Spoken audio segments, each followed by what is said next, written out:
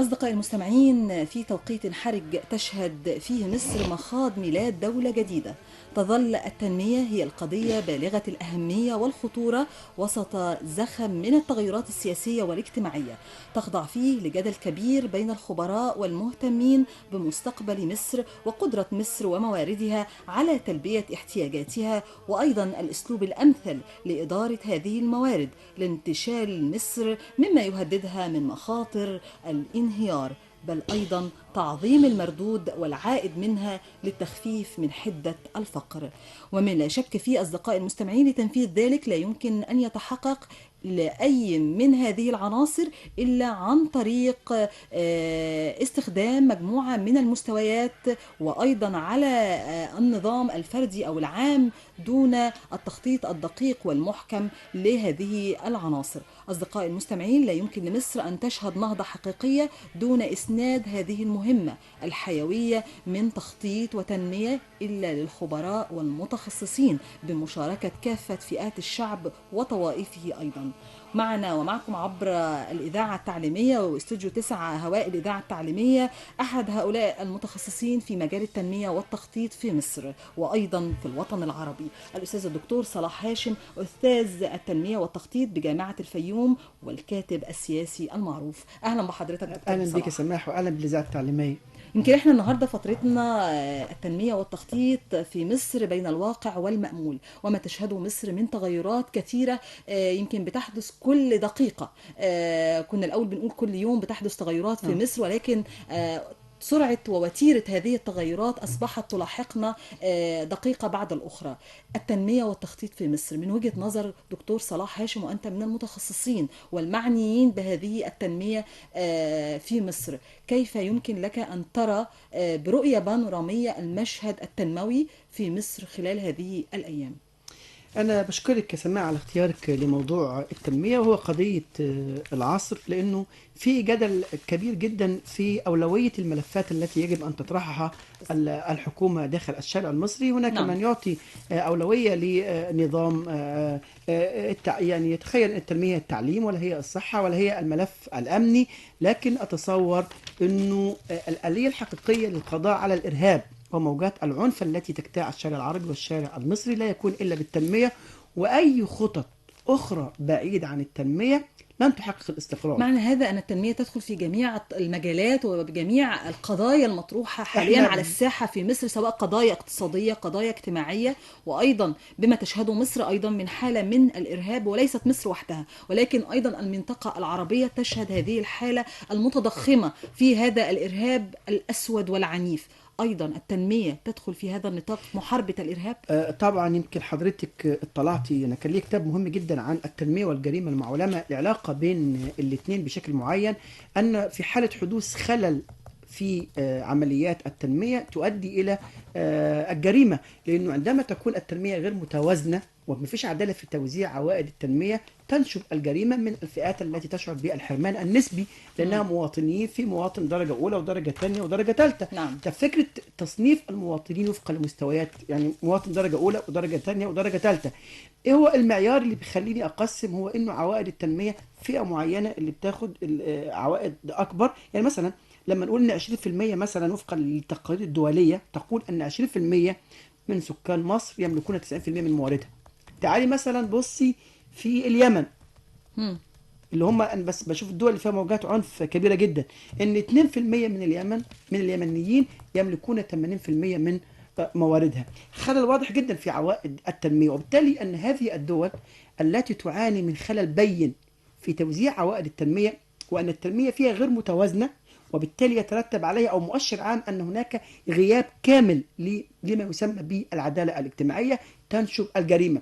ايضا الجريمه عندما تتواجد في مجتمع فانها تقوض كل عمليات التنميه. بالتأكيد. لما نقول الفوضى التي لحقت او تزامنت مع ثورات الربيع العربي.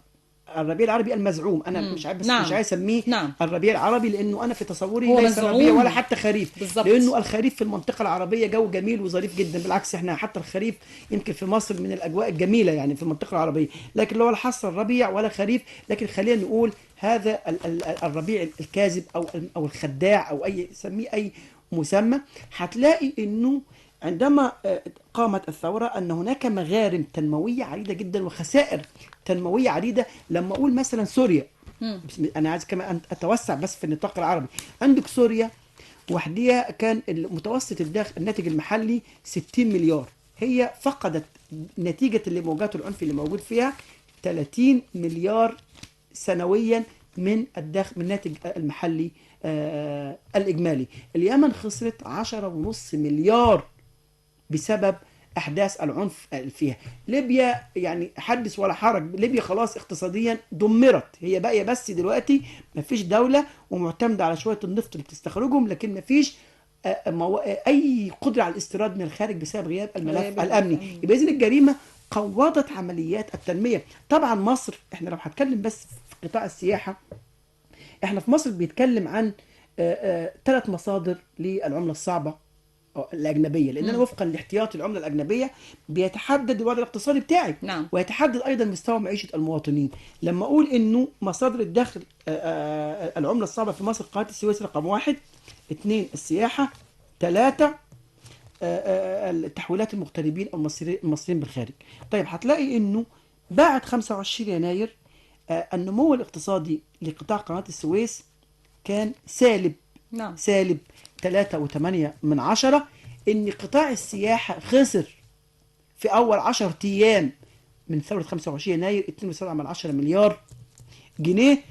التقارير تقول ان السياحة المصرية فقدت 50% من العائد بتاعها، تمام، خلال 4 سنوات اللي فاضوا. نسبة الاشغالات لا تتجاوز احيانا في افضل المناسبات 10 ولا 20% من، طبعا وده ادى الى طبعا زيادة معدلات البطالة بشكل كبير التي كانت، والفئات السكانية التي كانت تعتمد بشكل واضح يسمى على مسألة السياحة قطعت. حتى نتيجة الحدث فيما قبل ثورة 30/6 وما بعدها 30 يونيو واحداث 3 يوليو وما بعدها، بدات انه الفتره اللي قبل كده انه تحويلات المغتربين قلت لما حدث فيه خلل، وانه الدستور والبرلمان وقف والدنيا فيها ايه.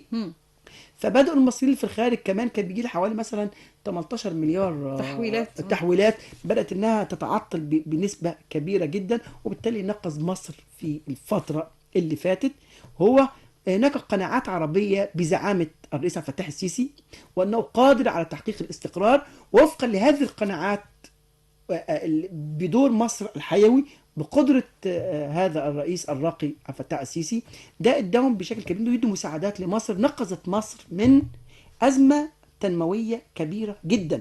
ولكن هناك طوائف محلية وطنية داخل مصر، وانا يؤسفني اقول طوائف وفصائل وطنيه لانه لا ينطبق عليهم مصطلح وطني، ايدهم هم بمثابه ولاة اللي شغالين بره لعملاء في الخارج. عايز اقول ولاة، يمكن هنا كلمه ولي اصعب من عميل، لانه ولي ان انت قاعد بالرضا بتخرب في بلدك وبتدمر وبتحرق، وفي الاخر خالص وانت سعيد وبتقبض هذا الكلام انك بتأدي وظيفه الولي لدوله خارجيه بتدمر بلدك، بتدمر بلدك. للأسف بدأوا بشكل معين الحرب الاقتصادية على المنطقة العربية. هم فشلوا في كافة الحروب العسكرية أنهم يقسموا المنطقة العربية ولا يحتلوا ولا يستنزفوا مواردنا في التاريخ القديم. في التاريخ الحديث بدأ يسيطروا بشكل كبير جدا الحرب الاقتصادية، وهي تجويع الشعوب العربية. فإذا جاعت هذه الشعوب ثارت على الحكام. يمكن حضرتك آخر كتاب ليك هو ثورات الجياع، هل هذا في مصر وحدها أم في الوطن العربي؟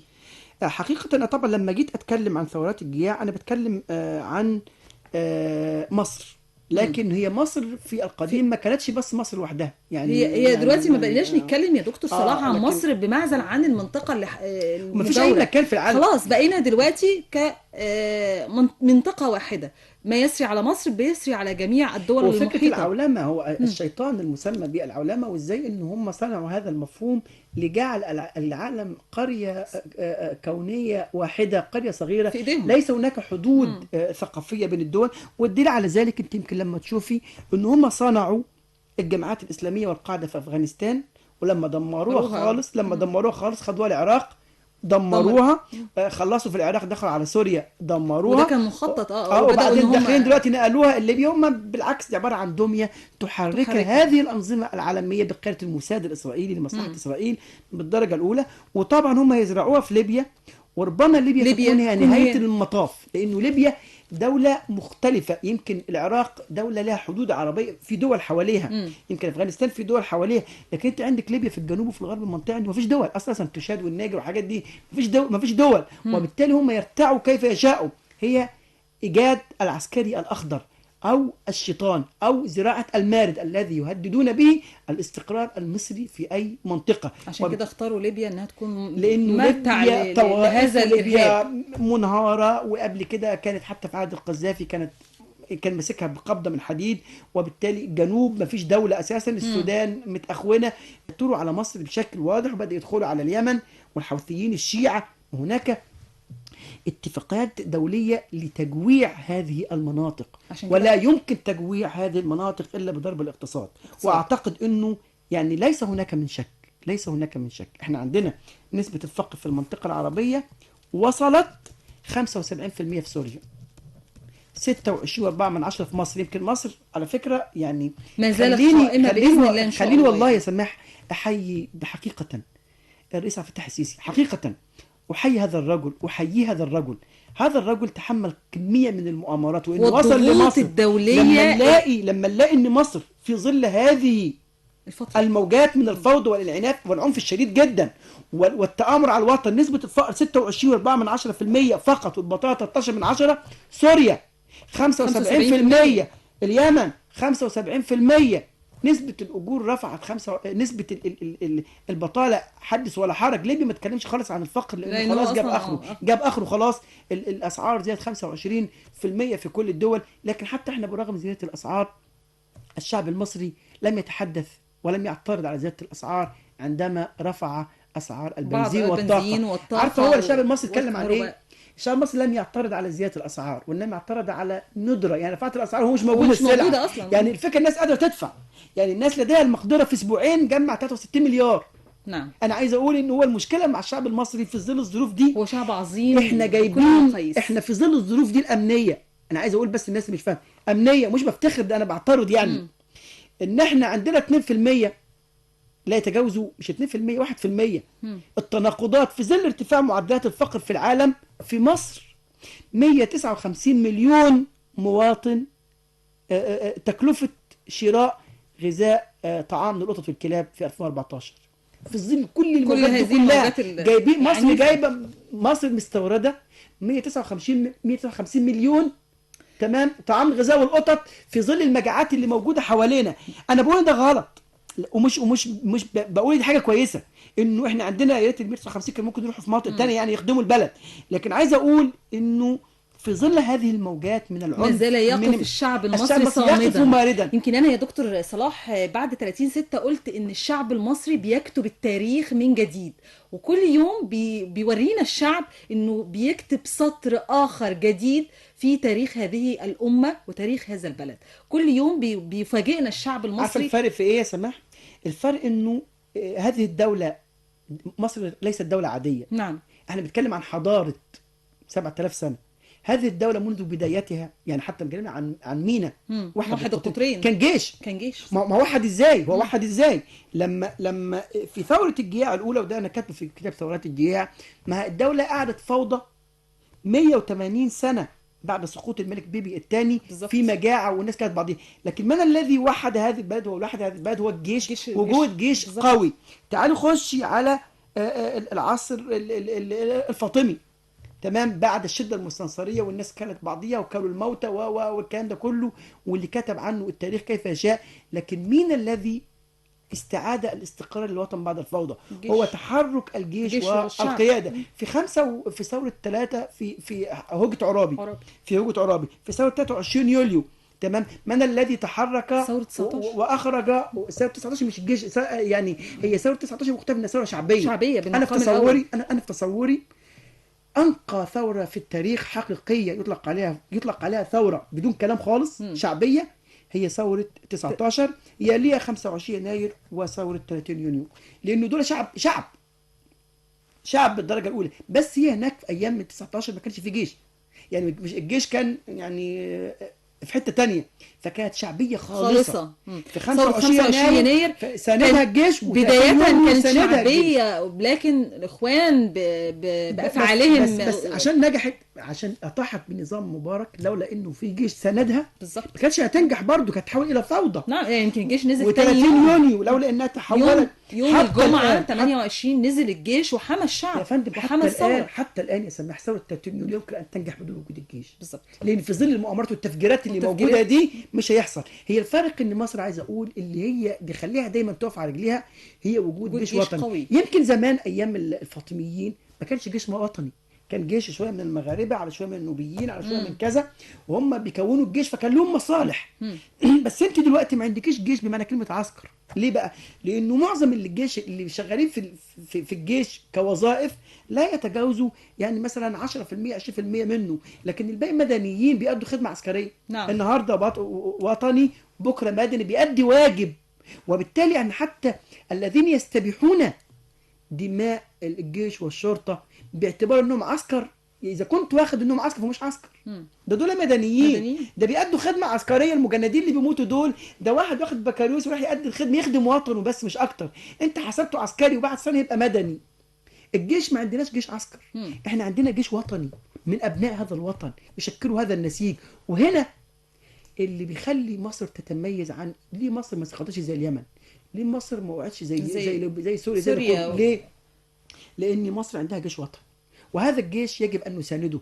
ويمكن دول الخليج هم يعلمون ان الامن القومي الاستراتيجي لدول الخليج يكمن في مصر. وبالتالي انهم لابد ان يحافظوا على هذا الجيش. ونحن من هنا، ما الميكروفون عندك يا سماح، ويمكن انا كتبت عن الكلام ده ايام مرسي، وقلت لو مرسي عايز الزعامه، عايزين نعمل اتحاد فيدرالي عربي وتحالفات اقتصاديه وعسكريه كمان، وسوق عربيه مشتركه. هو ده اللي هينقذنا. قلت اخر سؤال كان في المقاله: هل يملك المرسي الجرأة انه يعمل هذه المبادره؟ لا طبعا. لكن السيسي امتلك هذه المبادره طبعا. والان هو في السعوديه، الان في هذه السعوديه، وامتلك الجرأة بانه يدعو لوجود استراتيجية للدفاع العربي المشترك للخروج من الأزمة. ليس دفاعا عن مصر، مصر قادرة عن حماية حدودها، ولكن للدفاع عن المنطقة العربية كلها، عن هوية. ما يحدث الآن في العراق في الموصل، هم يهدموا حضارة متحف البابلية والأشورية. هم هناك بيهدموا حضارة. بس مش هناك بس، هي الفكرة المؤامرة هي طمس الهوية. لا، طمس الهوية العربية. نعم. انت لما حصل حرق المجمع العلمي، كان طمس الهوية العربية. المتحف المصرية بتاع المنيا بتاعت العمارنة، هجوم على المتحف المصري. هم الآن يريدوا أن يطمسوا الهوية العربية، ولا سبيل للدفاع عن الهوية إلا باستراتيجية للدفاع العربي المشترك. اتحاد. أنا بقول الرئيس السيسي مش بس دفاع عسكري، احنا محتاجين على شبه الاتحاد الأوروبي اتحاد فيدرالي عربي يحافظ على هوية كل دولة وعلى خصوصيتها التاريخية وعلى ثقافتها، وفي نفس الوقت يضمن أن هناك تعاون اقتصادي وتعاون عسكري بشكل واضح يحافظ على هذه الهوية وهذه الخصوصية العربية. نعم دكتور صلاح، وإحنا بنتكلم عن التنمية والتخطيط في مصر تحديدا، من هم المسؤولون عن التنمية في مصر، أو من يقوم بالمنوط بالتنمية في مصر على أرض الواقع؟ هل هي الدولة؟ هل هي القطاع الخاص؟ هل هي أيضا القطاع الخاص بالتعاون مع الدولة وبالتعاون أيضا مع مؤسسات المجتمع المدني؟ احنا الدول كلهم يعني احنا ده مثلث التنميه بمعنى مثلث التنميه. ما فيش دوله بتنهض ابدا بالحكومه. خلاص دوله الرفاه، والدوله هي المسؤوله وهي الام وهي الاب. الكلام ده خلاص بطل في العالم، وبدا دلوقتي بيتكلموا عن اللي هو، ولا حتى النظام الرأسمالي فقط ان هو يبقى ان الافراد هم المسؤول عن التنميه. لا، هي القضيه مسؤوله انه الدوله بتضع خطه استراتيجيه يشاركوا في بنائها. وانا مش عايز اقول هنا، احنا بنسميه في العلم التنميه التشاركيه او التخطيط التشاركي او الاداره التشاركيه مش بالمشاركه. مش التخطيط بالمشاركه. في فرق بين التخطيط بالمشاركه والتخطيط التشاركي. التخطيط بالمشاركه انه الدوله بتقول تعالوا قولوا لي رايكم في المشروع ده وفي احتياجاتكم اشبعها ازاي، ولكن اراء المواطنين غير ملزمه للدوله، فقط تسمعهم فقط، لكنها غير ملزمه. لكن غير ملزمه انها تنفذها. التخطيط بالمشاركة. لكن التخطيط بالتشاركي بقى، انه الدوله مع المجتمع المدني بيدعم مع بعض كده خطه تشاركيه، كل واحد هم يدعوها بشكل ووقعوا عليها هم الاثنين، الدوله والقطاع الخاص والقطاع المدني والجمعيات اللي هو الاهليه، جمعيات المجتمع المدني، يقعدوا مع بعض ويدعوا خطه تشاركيه، خطه تنميه شامله الثلاثه. داخل هذه الخطه يتحدد مهام كل قطاع، الدوله عليها ايه، المجتمع المدني عليه ايه، القطاع الخاص عليه ايه، ثم يضعوا آلية للمساءله والمحاسبه الموجوده. طب ده بيحصل في مصر دلوقتي؟ ما بيحصلش.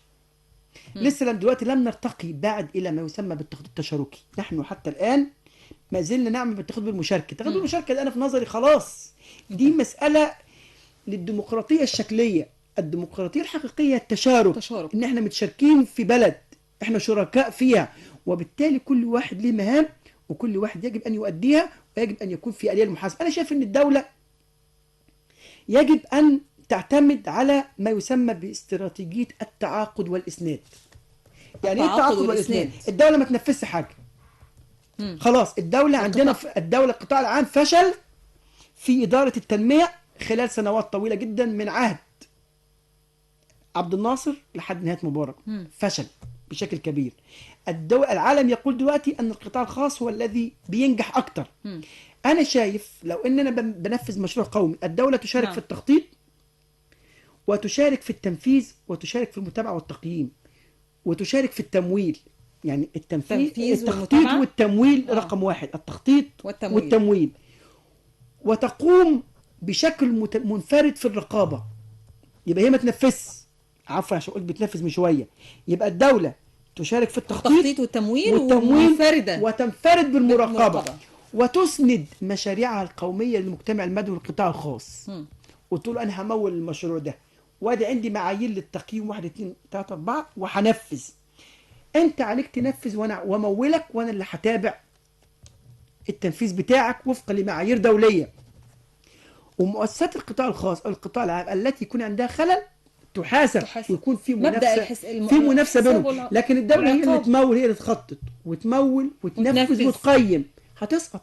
لان كل التجارب بتقول ان انا لما اقيم نفسي لازم ادي نفسي درجات عليا. انا شايف انه على فكره القوانين المصريه فيها استراتيجيه الاسناد والتعاقد، وعلى فكره في كل الدول في العالم دلوقتي ولكن تطبيقها على ارض الواقع هو ده سهله جدا. على فكره الشؤون الاجتماعيه لما بتتعامل مع الجامعات بتسند لها مشروعات، لان الدوله ليس لديها الجهاز الكفء. الجهاز الاداري في مصر مترهن. 6 مليون ونص 7% من سكان من العاملين في دولاب الدوله دول محتاجين اعاده تاهيل واعاده هيكله بالكامل. فلما تقول لي كمان ان انا هدرب القطاع الخاص عشان ينفذ، اقول لك انت محتاج تدريب. يجب ان يكون، انا بقترح واقترحت قبل كده وبقترح تاني من خلالك يا سماح، بقول يا جماعه يا سياده الرئيس، يجب الزام رجال الاعمال المصريين وغير المصريين الذين يعملون في مصر. سياده الرئيس ان هو يلزم رجال الاعمال باسناد المشاريع قوميه، مش اسناد كمان بس، ده انا بتكلم حته تاني دلوقتي. انا عايز الزمهم بالتدريب.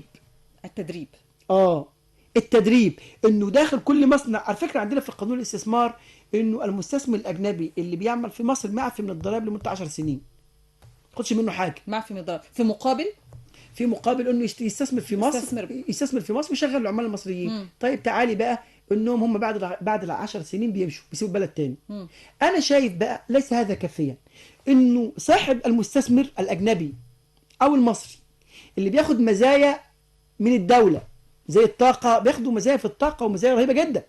عايز اقول لهم انه يفتحوا لنا مركز تدريب للتدريب وليس للتشغيل. مش ملزم بالتشغيل، انت درب يا سيدي، دربهم على اعمال وصناعات تكنولوجيه قابله للتصدير، ومالكش علاقه بالتشغيل. انا كدوله انا هشغلهم، انت مش ملزم.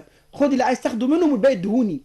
انا باتفاقيات دوليه مع دول تانية وعلاقات دوليه من خلال القوى العامله اقدر اجمع لهم وظائف محترمه في دول تانية، لانه عندي ساعتها مؤهل انسان عصري له ميزه تنافسيه موجوده مش موجوده في دول. يبقى لازم ان انا ادرب. بس مين اللي يدرب؟ مش الحكومه تدرب، القطاع الخاص هو اللي يدرب، لانه هيدرب، لانه هيدرب وفق مواصفات وانا محتاج ايه. طب ما انت بدل ما تدرب والدوله تقول لك هصرف ملايين على التدريب، طب ما انا اسيب لك التعليم كله، التعليم الاساسي والتعليم الفني والتعليم الجامعي، وانت فشلت. يمكن التعليم يعني هناخد انت مش منه عارف جزء يا تعلم. دكتور صلاح في اخر اللقاء، هنتكلم عن التعليم كأحد محاور التنمية في انا عايز اقول مصر. انت مش عايز، انت مش عارف تعلم، فاكر نفسك تعرف تدرب؟ اذا كنت فشلت انت كانك تطلع منتج متعلم يتواكب مع احتياجات سوق العمل، فاكر نفسك هتدرب؟ خلاص انت فشلت في التعليم. ادي بقى التدريب للقطاع الخاص والمجتمع المدني يدرب وفق احتياجاته، وفق احتياجات السوق. وانت بقى طور، عايز تطور بقى فلوسك اللي عايز تصرفها على التدريب، اصرفها على التعليم وطلع لي منتج كويس جدا. يمكن ده يا دكتور صلاح، يمكن بعض الناس بتتصور ان مجرد انشاء مشاريع صغيرة او مشاريع جديدة بتعني اتاحة فرص عمل كافية للمواطن او العاطلين عن العمل. يمكن ده كشفت عنه التجارب على ارض الواقع، ان اقامة بعض المشاريع الجديدة والتنمية بمعناها الشامل يعني احداث نقلة نوعية كبيرة في المجتمع اقتصاديا واجتماعيا. ازاي نستغل التشغيل كمفتاح للتنمية في مصر في هذه الفترة اللي بتمر بيها مصر، وهذه النقلة اللي بتمر بيها مصر من خلال تشغيل بعض الشباب المتميز واستغلال عقولهم البشرية. ده هنعرفه دكتور صلاح لكن بعد هذا الفاصل. أصدقائي المستمعين، ما زلنا معكم والفترة المفتوحة بانوراما تعليمية، وموضوع حلقة اليوم عن التنمية والتخطيط في مصر بين الواقع والمأمول. في انتظار اتصالاتكم واستفساراتكم ومشاركتكم معنا خلال الفترة على تليفونات الإذاعة التعليمية المباشر 2 57 96 140، وتليفونات سويتش الإذاعة 2 57 57 155 2 57 87 120 داخلي الإذاعة التعليمية 3209. أصدقائي المستمعين، ما زلنا معكم الفترة المفتوحة بانوراما تعليمية والتنمية والتخطيط في مصر بين الواقع والمأمول مع الدكتور صلاح هاشم، أستاذ التنمية والتخطيط بجامعة الفيوم والكاتب السياسي المعروف. برحب بيك مرة أخرى دكتور صلاح. اهلا بك يا سماح. يمكن قبل الأذان كنا بنتكلم ونتحدث عن التنمية بمعناها الضيق المحدود، واللي بتعني إقامة بعض المشاريع الجديدة للعاطلين عن العمل، والتنمية بمعناها الشامل واللي بتعني إحداث نقلة نوعية في المجتمع اقتصاديا أو اجتماعيا. أيهما يمكن أن يطبق في مصر الآن ونحن نبني مصر الجديدة، مصر المستقبل؟ هي بس اللي عايز بس اقول، التنميه بس مش بس اقتصاد يا جماعه، ولا التنميه اجتماع فقط. وعايز اقول مشكلتنا فين برضو. التنميه هي حاله نهضويه تستهدف نقل المجتمع من وضع اجتماعي واقتصادي وسياسي وثقافي الى وضع اخر افضل منه. لو التنميه ما عملتش ده، ما نقلتش في الجوانب المكونات الاربعه دول كلهم، هيبقى ما حققتش حاجه. ما ينفعش تحقق اقتصادي واجتماعي بس، لانه لو اللي عملت تنميه اقتصاديه وما عملتش تنميه اجتماعيه، الخلل الاجتماعي هيقضي على المكتسبات الاقتصاديه. صح. تمام. فلازم يكون بالتوازي في تنميه اقتصاديه وثقافيه وسياسيه واجتماعيه. ده من خلال تحديد هويه الوطن، هويه الخطه التنمويه. انا في مصر عايز اشوفها ايه بكره، وبعدين كل القطاعات بتاعت الدولة تقعد علشان توصل لبكره ده بشكل متكامل. لكن لو كل قطاع الثقافه لوحدها والشباب لوحدها وبتوع الاقتصاد لوحدهم وبتوع السياسه لوحدهم، ده عمر التنميه ما هتتحقق. لكن عايز اقول انه الازمه الحقيقيه اذا من اين تبدا التنميه؟ من الاجتماع ولا الاقتصاد ولا السياسه ولا الثقافه؟ انا شايف انه معضله مصر في نخبتها، وانه مشكله مصر في ثقافتها. هذه الثقافة التي تدعو إلى التكاسل، ثقافة العنف، ثقافة الاستهتار، ثقافة الفهلوة، ثقافة عدم احترام العمل، هي دي كلها مهما عملت من مشاريع قومية واستراتيجية، هذه الثقافة بتتضاءل سوف أمام تفشلها. هذه الثقافات. يعني لما يقول لك مؤرخ أمريكي إنه عمري ما شفت دولة بتحرق حضارتها، وهي ده تعليقا على حرق المجمع العلمي، بيحرقوا حضارتهم ويرقصوا على النار بتاعتها إلا في مصر. عمري ما في بلد بتطالب بعودة الأمن وتحرق اسم الشرطة. بالظبط. بتطالب برصف الشوارع وبتكسر في الشوارع عشان تاخد قالب طوب يضربوا بيه بعض. طب الثقافة يبقى إذن مهما عملت تنمية اقتصادية، مهما عملت تنمية اجتماعية، مهما التنمية فيها جنبين، جانب مادي وجانب معنوي. الجانب المادي في تحسن واضح جدا في مستوى المعيشة، في خدمات صحية محترمة، في احترام داخل مؤسسه العمل الاجر اللي باخده بحس انه يساوي قيمه العمل بتاعي. لكن الجانب المعنوي انه في تحسن في اسلوب الحوار، في حوار مفتوح بين الناس وبعضها، ازاي بيحلوا مشاكلهم، في احترام لمصطلح الصداقه والزماله والاخوه.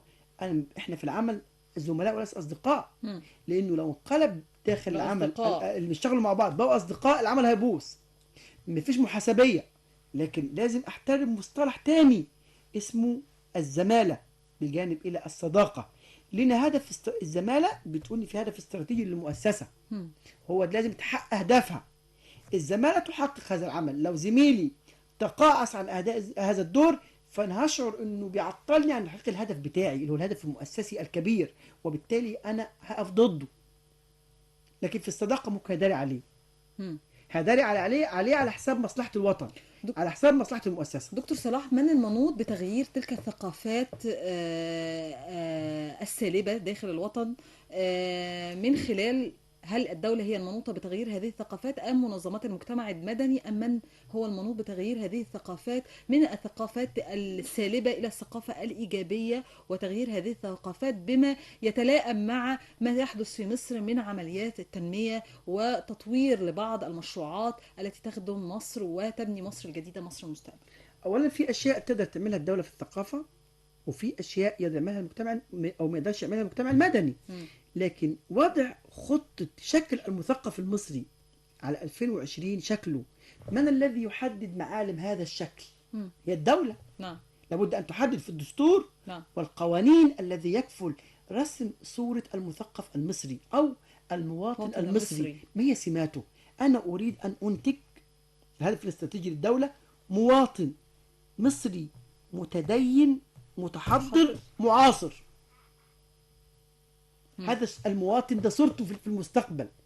وبعدين اقول من الكفيل بتحقيق هذا الهدف؟ نعم. وزارة الثقافة ولا وزارة الشباب ولا التربية والتعليم ولا الجامعات الأهلية؟ إذن الدولة عشان تصنع هذا الشخص لابد أن تضع أمبريلا عامل. مصفاة. دلوقتي أنت في سماوات مفتوحة، فضائيات بترسلك، فتحجب، بتاخد من التكنولوجيا ما يتناسب مع معاك. تحقيق هدفها مم. وتمنع الباقي. نعم. تفلتر من خلال الأقمار الصناعية ما يجب أن يشاهده المواطن وما لا يجب أن لا يشاهده. على فكرة الخليج رغم ذلك إلا أنه بيعمل كده الدولة. في وسائل التواصل الاجتماعي في السعودية مثلا زي الفايبر ممنوع، في قنوات ما تدخلش، في وده كذا. صح يا دكتور. الدولة بتفلتر، بتفرج على مشاهديها حاجة عشان تحافظ على شخصية وهوية وثقافة كمان، وهوية المواطن. مواطن. المجتمع المدني وفقا للهوية العامة للدولة والاستراتيجية العامة بيتحدد له أدوار نعم. يقوم بتنفيذها. لأنه في أماكن الدولة مش هتقدر تدخل لها بالإعلام، محتاجة حوار مباشر واحتكاك مباشر. المجتمع المدني مناهج التعليم يجب أن تنفذ هذه الاستراتيجية عشان تديني المنتج اللي أنا عايزه. اللي هو لكن عشان نعمل مراكز العنصر الشباب، البشري. مراكز الشباب تعمل في ناحية، والإعلام في ناحية، والثقافة وزارة الثقافة في ناحية، والتربية والتعليم في ناحية، والمجتمع المدني في ناحية. عمر ما هيديني مواطن مصري متدين عايز أقول مواطن مصري متدين متحضر معاصر. معاصر يعني إيه؟ يعني ملم بأحدث وسائل التكنولوجيا المعاصرة. نعم. متعلم أقدر أصدره في أي دولة يثبت وجوده، مش يروح يشتغل فراش هناك ويشتغل زبال. نعم. لا، ما هماش المصريين دول. وبقى سعيد. عشان كده انا اعترضت يمكن على في حوار الرئيس على فكره انه بيدي عربيات خضار لشبابنا، مش بس عشان يعمل عربيات خضار. احنا محتاجين وما زلت يمكن مطالب. دي يا دكتور صلاح كأحد الآليات ما التي ينفعش. تساعد الشباب على ما ينفعش يا فندم. اجتياز بعض يا فندم دي الأمور حلول العصيبة. مؤقته.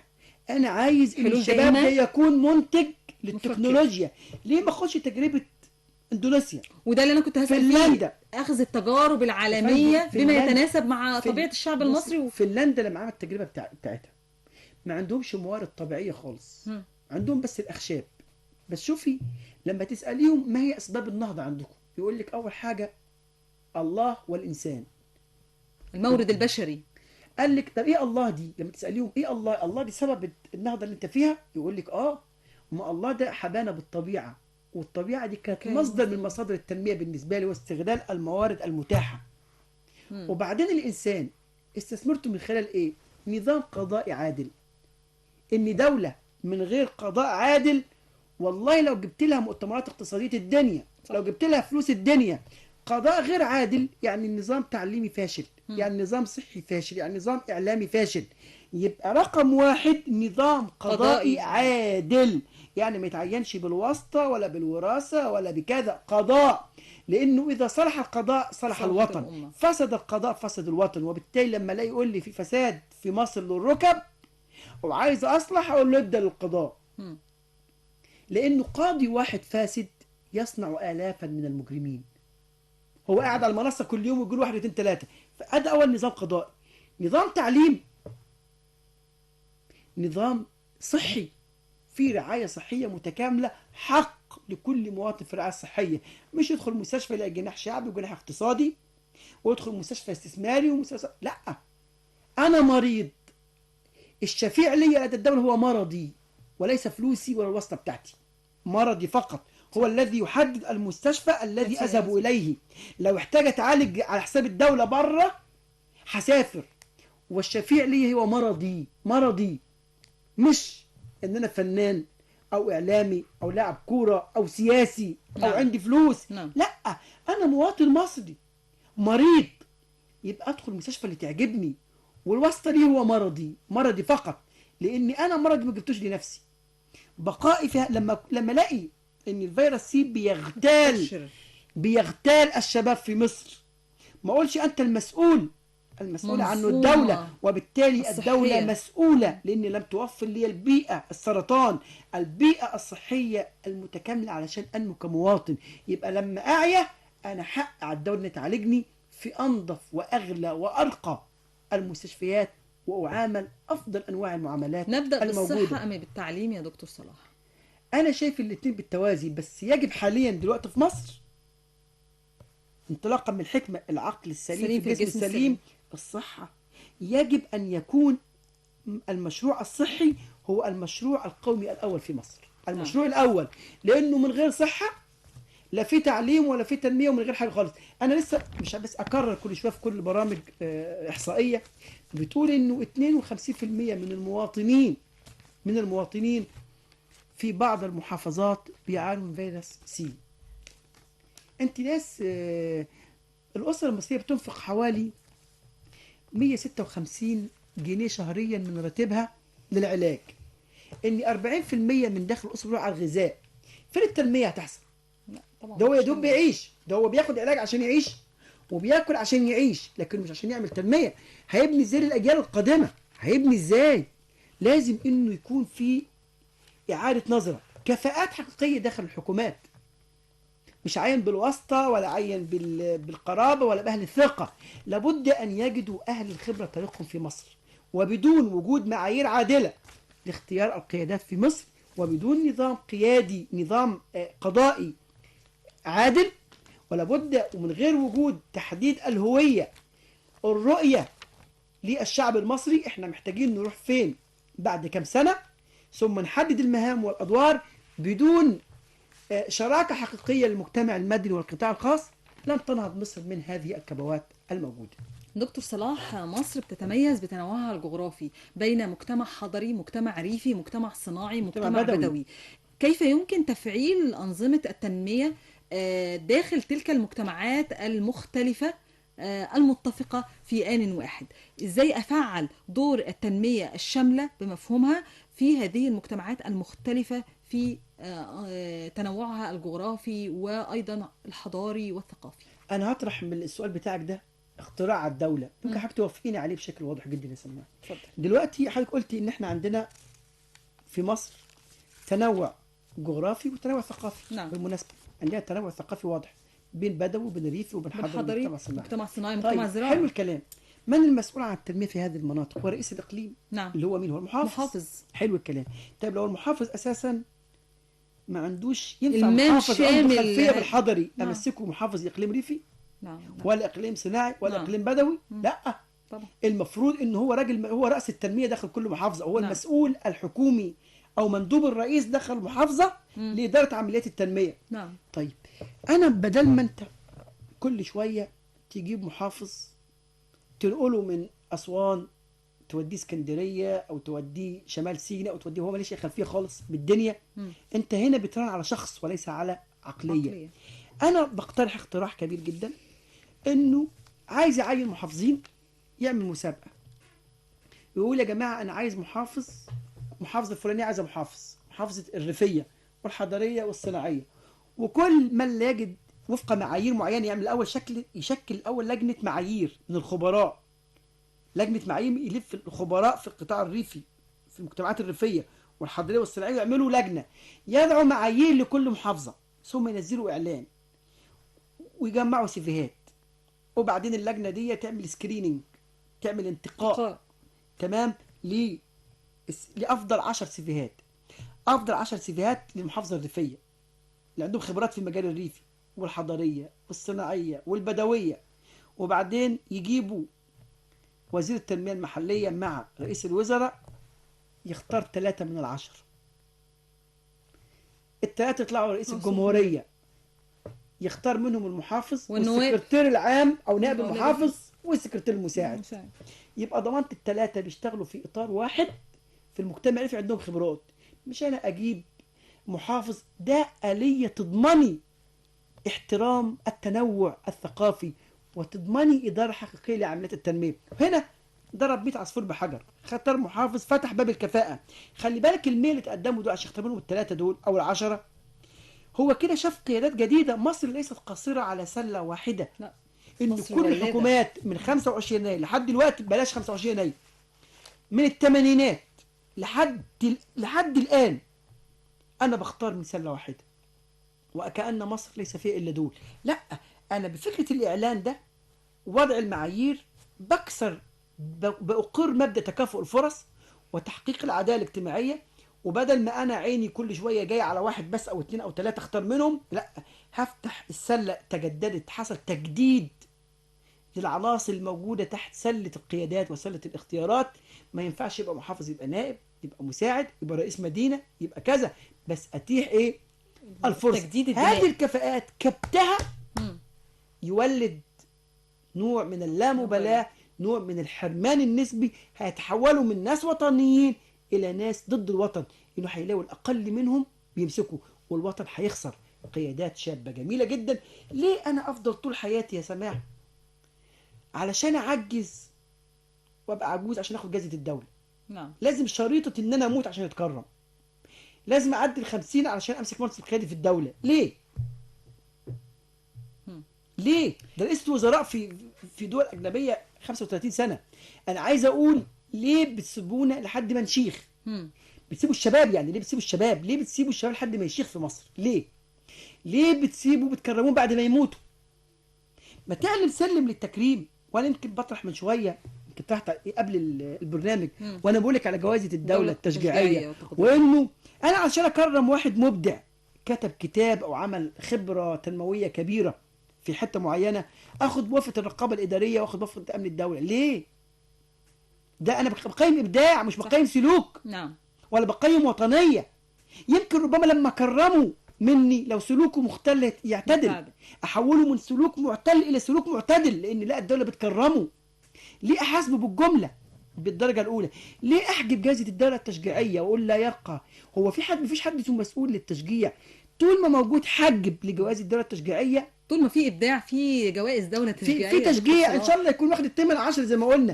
2 من 10 ياخد 2 يستحق التشجيع. السنه الجايه ياخد 3، ياخد 4، ياخد 5، لكن احجب لا.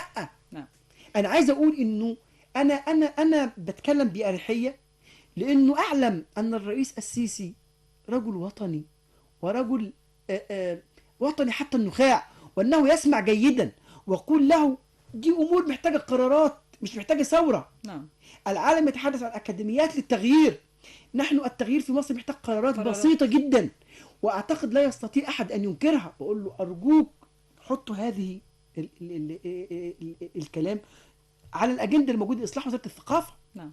وزارة الثقافة تحتاج إلى إصلاح كبير. نعم. دكتور صلاح، يمكن معانا مكالمة هاتفية نعرف مين ونستكمل هذا اللقاء الممتع والشيق عن التنمية والتخطيط في مصر. نقول ألو. السلام عليكم. وعليكم السلام ورحمة الله وبركاته. تحياتي للضيف الكريم، ومعكم ممدوح حسن علي أسيوط. أهلا بحضرتك يا أستاذ ممدوح، وأهلا بكل شعب وأهل أسيوط الكرام. الله يبارك فيك يا فندم. أستاذ ممدوح، تحب توجه سؤال لدكتور صلاح؟ تمام يا فندم. اتفضل. السؤال للسيد الدكتور. اتفضل. أولا أنا بستمع لحضرتك جيدا، ولاحظت حضرتك مركز على الشباب. نعم. أنا من رأي آخر، يعني هناك الرأي والرأي الآخر. اتفضل. طبعا. من رأيي أنا الآخر بقول إن الفكرة لا بالشباب ولا بالكبير، الفكرة يكون رجل ذو خبرة وثقافة. نعم. يعني ممكن يكون شاب، يعني أنا هقول كلمة وعارف إن الكلمة دي غير مرغوبة، يكون شاب من خريج الإنترنت، يعني من الشباب اللي هي دايما قاعدة على الإنترنت. نعم. ما عندهاش خبرة الكبار اللي زي حالتنا. لأن يا دكتور لو تلاحظ إن شباب ما قبل الإنترنت غير شباب ما بعد الإنترنت. أكيد طبعا، تغير ثقافي واضح يا أستاذ. تمام يا فندم.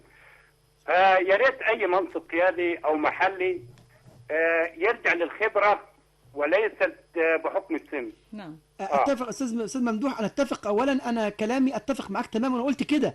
انا قلت بس انت ما تصبرش عليه وتقول له عنده الكفاءه، ما بتنظرش للكفاءه وتنظر ليه بعد ما يكمل 60 سنه. ادام الكفاءه متوفره وعنده الشباب يبقى اولى، لكن تمام. مش معنى ذلك ان انا اعدم كبار السن. ده دول اهل الخبره. دول اهل الخبره. تمام. ودول كمان يا استاذ ممدوح اللي هيكونوا الصف الثاني والثالث اللي احنا عايزينه. شوف يا استاذ ممدوح، انا عايز اقول حاجه يا استاذ سماح، حاجه انا دايما اقولها عشان حضرتك لو كنت تابعتني في برامج تانية. الطفل لديه استعداد للتعليم، وبالتالي يجب ان نعلمه وبناء قدراته. تمام. والشباب عنده طاقه لابد ان تستغل، والكبير المسن لديه خبره لابد ان تستثمر. تمام. يبقى عندي قدره في الطفل، وعندي طاقه في الشباب، وعندي خبره في المسنين. لو انا اهملت مكون من دول يبقى منظومه التنميه هتختل، لانه دول لو انا ما استثمرتش خبراتهم هيعيوا وهيدخلوا مستشفيات وهيبقوا كلفه وعالة على المجتمع. وبالتالي انه بدل ما هم عناصر فاعله في التنميه هيبقوا عبء على التنميه. الشباب لو ما استغلتش الطاقه في الطريق الايجابي هيتحولوا طاقه سلبيه وهيفجروا لي البلد. تمام. الاطفال لو ما بنتش قدراتهم في الصغر وعلمتهم صح هيروحوا الشباب بدون قدره وبدون طاقه، وبالتالي هيبقوا عالة على المجتمع والمجتمع يسقط. فهي منظومه تكامليه يا استاذ ممدوح، اتصور يعني. تمام يا فندم. ولكن انا بقول يعني اذا كنا عايزين نقوم بعمليه تصحيح للمسار، ان يكون هناك لجنه للاختبارات وللتقييم ذو خبره ثقافيه. احنا سمينا لجنه المعايير من شويه، كنت اتكلمنا عنها يا استاذ ممدوح. تمام. قلنا لجنه وضع المعايير من الخبراء. وكمان عايز اكمل يا سماح، استاذ ممدوح موجود معانا، عايز اقول كمان ان هذه اللجنه ما تشغلش اي مناصب عشان نضمن حياديتها، تتحول بعد مساله الاختيار من لجنه معايير الى لجنه رقابه ومتابعه. نعم. انها تراقب ان المعايير التي وضعتها وان تم تنفيذها ولا لا، وبنفس يعني درجه كمان الجوده. تتحول الى لجنه استشاريه لرئاسه الجمهوريه. لا تتبع الحكومه تماما، علشان ما تنحسن الحكومه، تبقى تابعه لرئيس الجمهوريه مباشره. تمام يا فندم. نعم. طيب ليه سؤال عند حضرتك يا دكتور اخير؟ اتفضل يا فندم. يعني بس علشان اشوف وجهه نظر حضرتك. اتفضل يا فندم. انا يعني النهارده انا سني 57 سنه. ربنا يديك الصحه يا استاذ ممدوح. انت منين يا استاذ ممدوح؟ من اسيوط. من ايه؟ من اسيوط؟ من اسيوط نفسها، من شارع الجمهوريه تقريبا. ده شارع الجمهوريه يعني، ده انا بلدياتك يعني قريبا يعني. يا اهلا وسهلا بحضرتك. الله يبارك فيك يا دكتور. شخصيه مثقفه وممتازه والله. ربنا يعزك يا فندم. بس يعني ليا يعني نفسي يعني الاقي يعني اجابه لهذا السؤال. اتفضل يا استاذ ممدوح. احنا طبعا عشنا عمرنا كله قبل الانترنت، فكان مننا المبدعين والمثقفين. نعم. والشعراء والعلماء وكل الناس الاساتذه اللي علمونا زمان. بعد الانترنت لقيت في اختلاف في نمط الشخصيه الشبابيه من ناحيه التفكير. نعم. يعني يا ريت يا دكتور يعني تفسر لي ماذا حدث، وهل الانترنت لعب دور في هذا الشأن من عدمه؟ وشكرا. شكرا ليك يا استاذ ممدوح، الف شكر لحضرتك. دكتور صلاح، شباب الانترنت هل هم في هل تم إغفال مجموعة من المقومات الأساسية اللي يجب أن تقوم عليها عناصر استغلال هؤلاء الشباب واستغلالهم أيضا من خلال شبكة الإنترنت؟ سماح، أنا عايز استغلال السيء. أنا أشكر أولا الأستاذ ممدوح على هذه المداخلة الطيبة، وده يدل بس في سؤاله واتصاله قد إيه الصعيد كان محروم فيه ناس وطنية حقيقية. نعم. وعايزين بقى يتصلح حالها حقيقي. ويجب على الرئيس عبد الفتاح السيسي يولي أهمية كبيرة جدا لأهل الصعيد، لأنهم فعلا نقذوا مصر في الماضي وصنعوا حضارة الماضي، وإنه الرهان على الحفاظ على مصر في المستقبل سوف يقيم على هؤلاء الصعايدة الذين أهملوا على مدار سنوات طويلة جدا على مدار التاريخ. نعم. أقول أرجوكم ارجعوا إلى الصعيد. لكن أنا شايف يمكن في مقالي الأخير اللي كتبته قلت امبارح، كنت بتكلم عن أكاديميات التغيير التي عملتها بريطانيا سنة 2006، وبعدين أصبحت وكيل ليها في الشرق الأوسط هي قطر. بتقوم على إيه؟ إنتاج مواطن خالي من أي مضامين تنموية أو وطنية أو دينية، مسطح تماما. وده لعبت فيه فحولت الشاب العربي والمواطن العربي من فكرة التهويد العقل العربي، تهويد العقل، إنه بدأ إنه شباب يدافع عن الوجود الإسرائيلي في منطقة عربية، ويقول لك والله إحنا إسرائيل دي مش شعب ربنا خلقهم يروحوا ألمانيا يحرقوهم، يروحوا مش عارف إيه، لازم يكون لهم وطن، لازم يقعدوا ويكون لهم وطن. انتوا عايزين تطردوهم ليه؟ الارض ارض الله. انتوا العربي اللي ده شباب عربي، ده فكره، وده استغلوا فيه شبكة الانترنت، استغلوا للترويج انه دول ربنا خلقهم وانهم يعيشوا، وانتوا عايزين تمشوهم ليه؟ يعني شوفي بس المنهج، شوفي المنهج.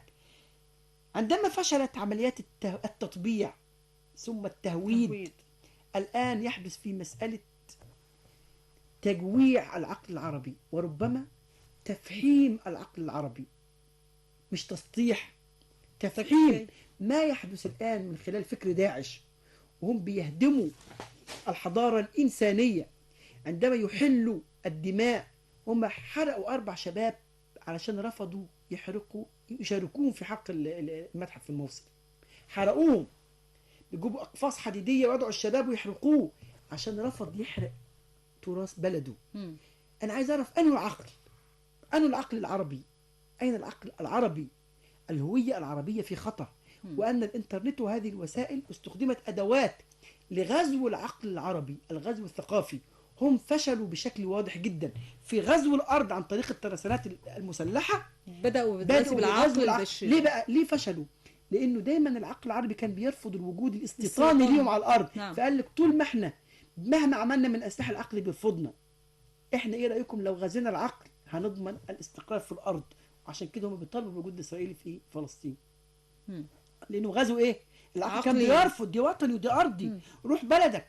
لكن هم دلوقتي بيراهنوا على العقل، وفعلا نجحوا بشكل كبير جدا من خلال ما يسمى بالغزو الثقافي أو أكاديميات التغيير أو عصر العولمة أو السماوات المفتوحة وغيرها جدا من المصطلحات التي جاءت بها العلماء. نعم، ويجب أن نضع رقابة صارمة على هذه المواقع الموجودة داخل معظم الدول طبعا، معظم الدول إلا مصر. إلا مصر ما بتعملش رقابة على احنا كل حاجة على شبكات التواصل الاجتماعي. ده ساعة ما قال الرئيس هنعمل رقابة على ساعة ما قال في عهد الإخوان على مواقع الإباحية، الناس كانت تقوم بثورة هجمته.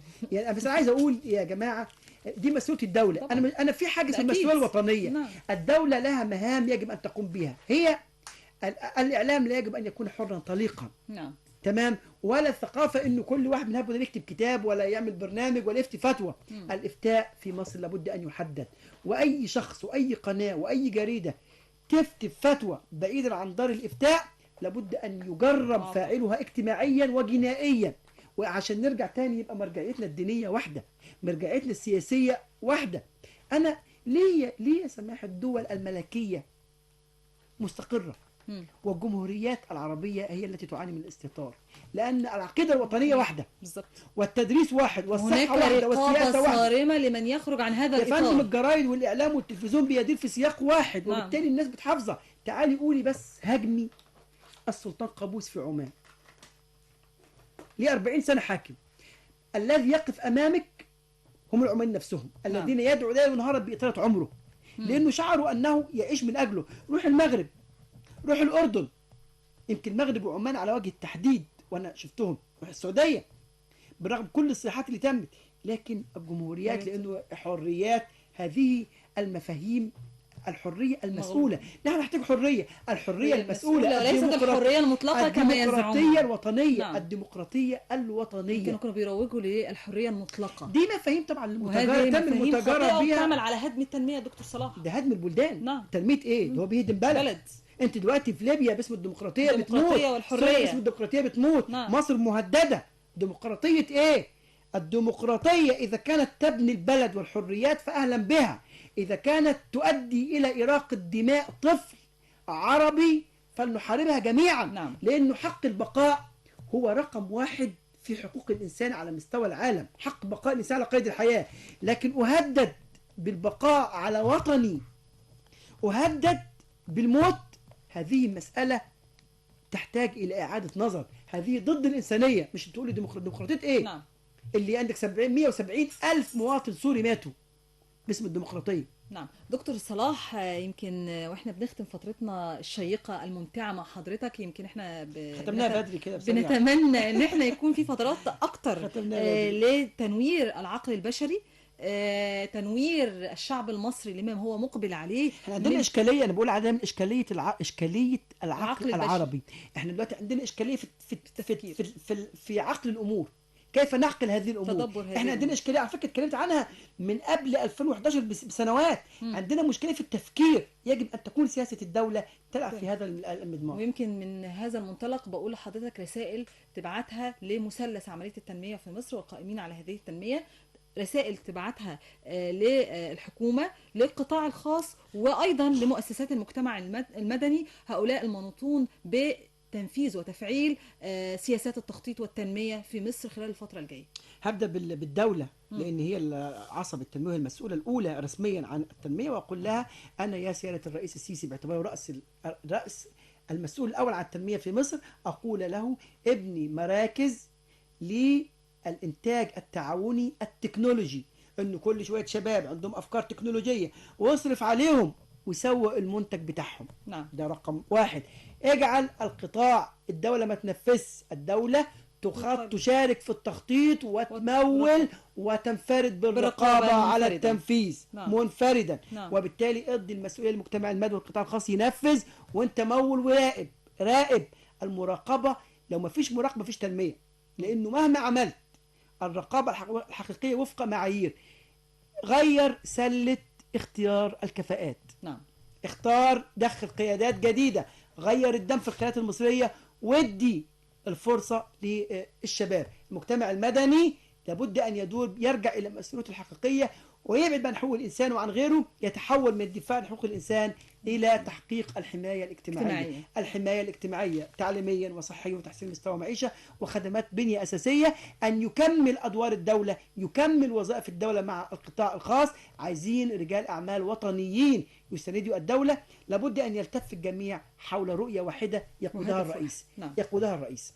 يمكن بالفعل تم تغيير هذه المصطلحات جميعا، ومصطلح حقوق الإنسان تم تغييره للحماية الاجتماعية حاليا. في نهاية اللقاء بشكر الأستاذ الدكتور صلاح أحمد هاشم، أستاذ التنمية والتخطيط بجامعة الفيوم والكاتب السياسي المعروف. ألف شكر لحضرتك، وبتمنى لقاءات أخرى على الهواء لتنوير وتفعيل بعض العناصر اللي غايبة عننا حاليا وتنويرها لشبابنا الأعزاء اللي هم قادة الغد بإذن الله. أنا بشكرك يا سماح، وبشكر الإذاعة التعليمية وعلى حوارك، واللي اديت فرصة كبيرة جدا انها نعرض هذه الافكار للشباب. بشكرك وبشكر على ادارتك للحوار الجيدة والإذاعة التعليمية. شكرا لحضرتك.